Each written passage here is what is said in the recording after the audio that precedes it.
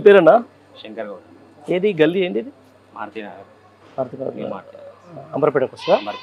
గోల్నాక డివిజనా ఇది గోల్నాక డివిజన్ ఏందన్నా మరి ఓట్ల పండుగ ఏం నడుస్తుంది ఇక్కడ అంబర్పేటల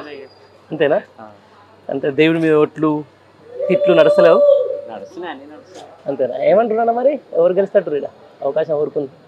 వర్షం ఉంది అంటే మొన్నటి వరకు కిషన్ రెడ్డి పైన ఉండే ఇప్పుడు పద్మరావు గారు నిన్న నుంచి వచ్చిందా పద్మరావుకు మొన్న టికెట్ ఇచ్చినాకనే మేము ఆల్మోస్ట్ ఇక్కడ గౌడ్స్ ఎక్కువ ఉంటాం గౌడ్ పోలరైజేషన్ సంబంధించిన దాంట్లో అంటున్నావా దానికోసం ఒకటి నేను అనుకోవడం ఇంకోటి ఏంటంటే మంచి లీడర్ అది కూడా మంచి లీడర్ కిషన్ రెడ్డి అంటే కొంచెం దూరం అయిపోయింది అని పబ్లిక్ టాక్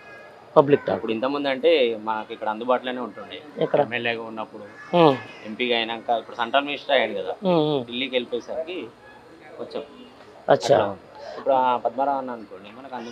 అందుబాటులో మరి ఇక్కడ స్థానికంగా 3-4 సార్లు ఎమ్మెల్యే ఉండే ఒకసారి సెంట్రల్ మినిస్టర్ అయ్యి ఉండే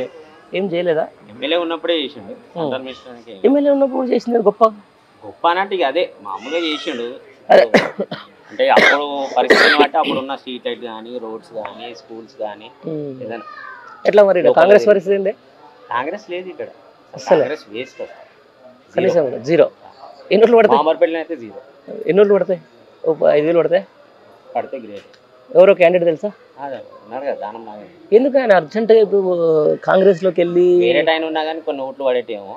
ఆయన టీఆర్ఎస్ నుంచి చెప్పాడు కాబట్టి కష్టమా అంతే కదా ఇప్పుడు మొన్నటి వరకు అక్కడే ఉండి ఇప్పుడు వెళ్తే ఏమి ఇస్తారండి మరి అంత ఇప్పుడు అప్పటిదాకా మనకు వేరే వేరే పేర్లు అంజన్ కుమార్ యాదవ్ పేరు పడేది ఆయన కొడుకు ఉండే అనిల్ కుమార్ యాదవ్ ఇప్పుడు ఆయనకు అర్జెంటుగా రాజ్యసభ ఇచ్చాల్సిన అవసరం ఏమొచ్చిందే ఏమో వాళ్ళకి మరి పోటీ చేస్తూ ఓడిపోతారని చెప్పేసి లేకపోతే ఇక్కడ ఖచ్చితంగా బీజేపీని గెలిపిద్దామని చెప్పేసి రేవంత్ రెడ్డి ఏమైనా ప్లానా ఉండొచ్చు అంతేనా నమ్ముతున్నారు అట్లా కూడా ఉండొచ్చు ఎవరు ఆలోచన అంతేనా ఇప్పుడు మనం అంత కరెక్ట్గా చెప్పలేం కదా చెప్పలేం ఇప్పుడు 10 మందిలో ఒక్కొక్కరిది ఒక మాట ఉంటుంది ఎట్లా అనిపిస్తుంది 4 నెలల కాంగ్రెస్ గవర్నమెంట్ పరిపాలన పనితీరు పెద్ద ఏం లేదు ఏముందని పెద్ద ఏం లేదా అసలు ఏం లేదా అసలు ఏం లేదు ఇప్పుడు దీని తర్వాత ఏమైనా చేస్తాడా లేదా అన్నది చూడాలి అంతేనా ఏంటంటే ఓట్ల కోసం మళ్ళీ ఏదైనా చెప్పినా చెప్తారు ఓట్లు అయిపోయినాక చేయాలి కదా ఇప్పుడు ఓట్ల ముందు ఏదైతే మనకు వాగ్దానాలు ఇచ్చారో అవి నెరవేర్చి ఈజీగా వచ్చేస్తారు వాళ్ళ ఇంట్లో కూర్చుని వస్తారు కిషన్ రెడ్డి అట్లనే కదా గెలిచిండు అంబర్పేట కంచుకోట అనేట ఆయన కాలర్ వెంకటేశ్వర ఎందుకు వచ్చిండు ఆయన పబ్లిక్ లో తిరుగుతాడు కాబట్టి మాకు అందుబాటులో ఉంటాడు కాబట్టి మాకు ఎట్లా పిలిస్తే వాళ్ళకేటట్టు ఉంటాడు అందుబాటులో ఉన్నాడు కాబట్టి అదే ఆయన మీద కూడా సోషల్ మీడియా పార్టీ మారుతుండే అది మారుతుంది ఆయన మారాడు నియోజకవర్గ ప్రజలు అయితే నమ్ముతారు 100%. ఒకవేళ మారినా ఈ ప్రజలందరూ ఆయనతోటే ఉంటారు అంతేనా పక్కా ఇది కానీ ఆయన ఏ పార్టీ పోయినా కానీ ఎందుకంటే ఆయన పైన ఉన్నది అభిమానం వస్తుంది అందరికి ఉందా ఇప్పుడు మేము మామూలుగా కూడా ఫస్ట్ నుంచి బీజేపీ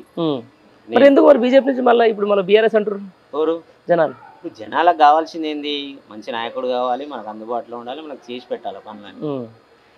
పార్టీ ఉన్నా ప్రజలు కోరుకునేది ఏంది ప్రజలకు మంచి జరగాలని ఇప్పుడు ఏ నాయకుడు మీద మీకు బాగా నమ్మకం ఉంది ఇప్పుడు కాలర్ వెంకటేష్ పైన ఎమ్మెల్యే అయితే ఆయన ఎంపీ అంటున్నారు ఇప్పుడు ఎంపీ అంటే Padmarao Goud okay brother thank you